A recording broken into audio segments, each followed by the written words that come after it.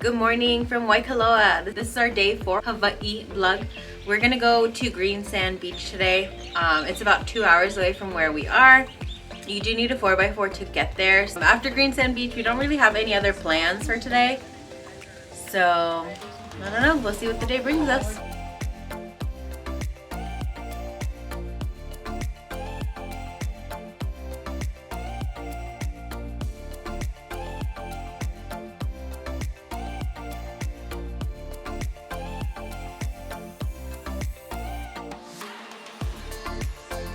Hey guys, we're here at the Kona market. As we were driving to Green Sand Beach, we saw this little place and it said that it's like a farmer's market. It's on Sundays from 9 to 2, so we're gonna go check it out and see if they have anything cool.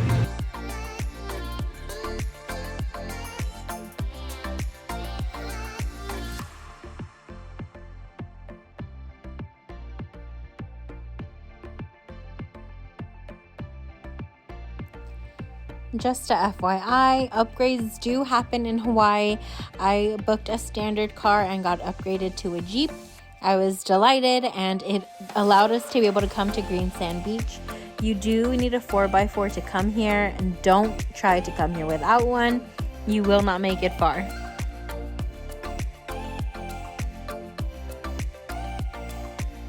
As soon as we pulled into the parking lot for Green Sand Beach, we were greeted by a man asking us if we were going to take the shuttle there or if we were going to hike there. And we were a bit confused because in all the videos we had seen, we'd always seen people driving there. We didn't know that there was an option, but there is an option to park your car and take a shuttle, quote unquote, which is just standing in the back of some guy's truck up to Green Sand Beach. We decided to ask him if we could drive there, and he said he's not going to say yes, he's not going to say no, that it's up to us. So we decided to take our chances and drive there.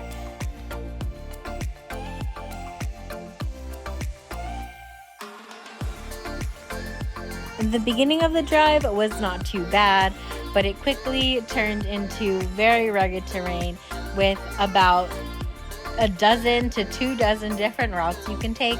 You don't know where you're going. The terrain is pretty steep in places, pretty muddy and narrow in others. I wouldn't recommend going if you're not a confident driver.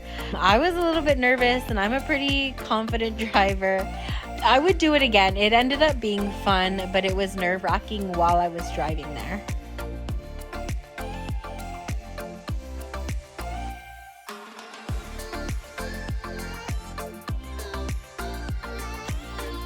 We did get a little bit lost in some parts because, again, there are no signs and there's like a dozen different roads that you can take, so you don't know where you're going.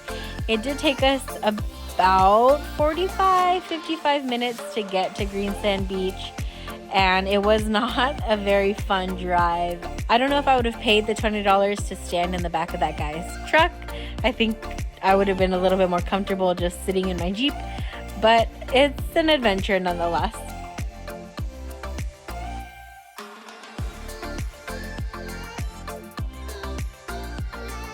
If you do decide to hike in, I think it's about 3.5 miles in, 3.5 miles out. But it's not a very fun hike and it's easy to get lost. There's no way to know where you're going, and I cannot reiterate that enough. If I was hiking, I would have been so lost so quickly. But people did it. I don't know how.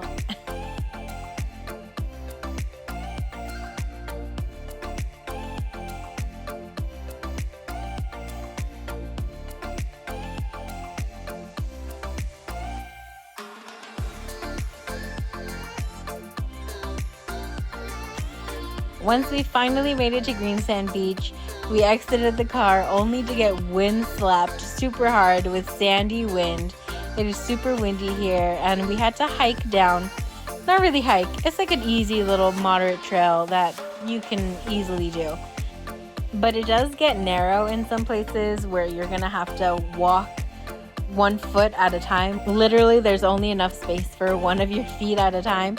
So that was the hardest part, but it's not super strenuous, and we made it down to the bottom relatively quickly.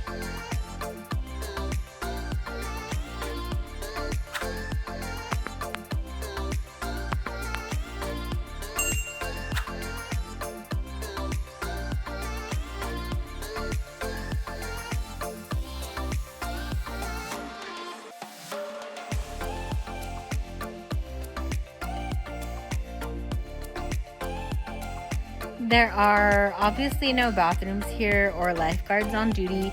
We did see people swimming in the water when we got here, and as we were leaving, we didn't swim in there because we didn't feel like drowning today.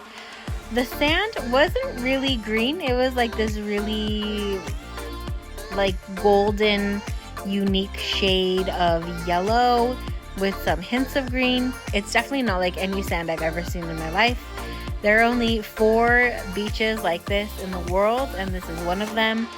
So I'm super glad that I got to see it firsthand, but I don't know if it's worth a second trip for me.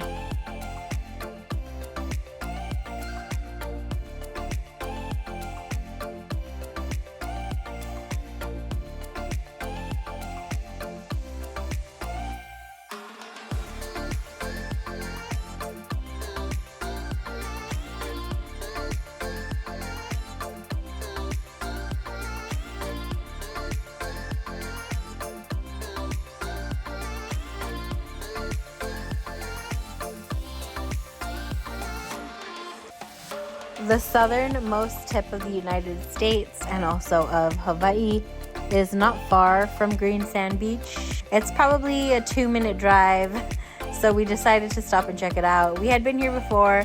There isn't a lot to see here. There's big bluffs and a lot of fishermen. Aside from that, there's not too much going on.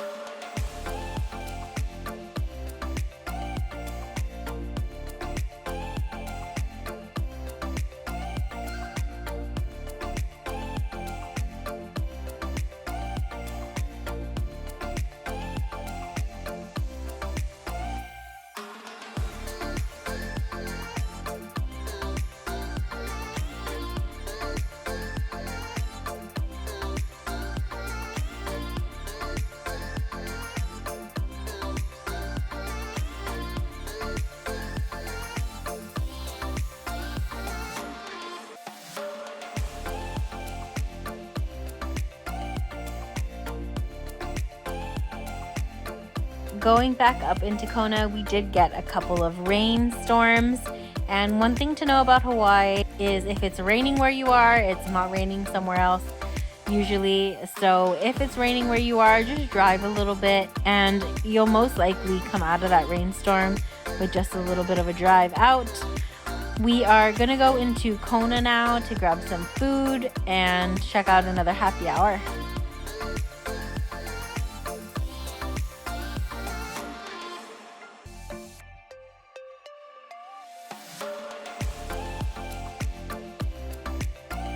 We decided to check out Humpys, which is right on the water in Kona, and we had never been here before, so we were excited to give it a try.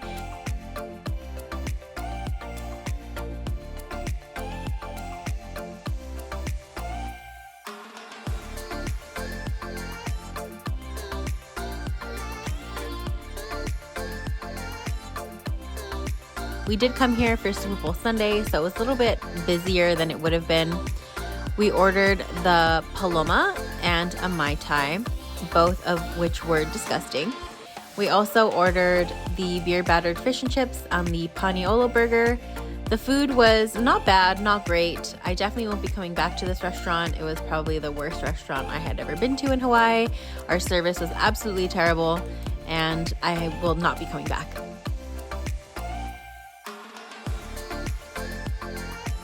On our way back to our hotel in Waikoloa, we decided to stop at the original Big Island Shave Ice Company for a little treat before we go home.